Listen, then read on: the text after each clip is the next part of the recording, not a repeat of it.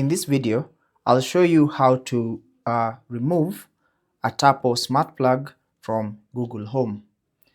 Now, as you can see, this is a Tapo P100 Smart Plug.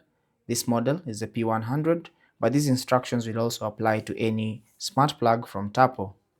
Now, I had previously added my Tapo Smart Plug to Google Home so that I can be able to control it from there. So simply launch Google Home. It should land you on the favorites page, but to access all your devices, simply tap on this icon and you should see all your devices here. Now you can be able to control your Tapo smart plug from here by turning it on or off. But if you want to remove it or from Google Home, all you have to do is long press on the device like that, and it should bring you to this menu. Tap on settings at the top here, and you should see the option Unlink Tapo.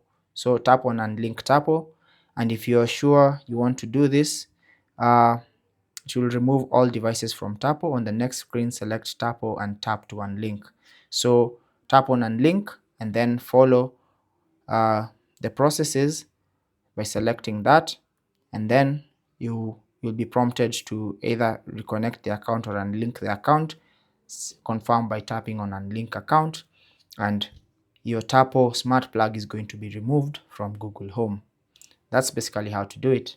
If this was useful, don't forget to leave a like and comment on the video. Subscribe to the channel to view even more videos. Until the next one, take care and God bless.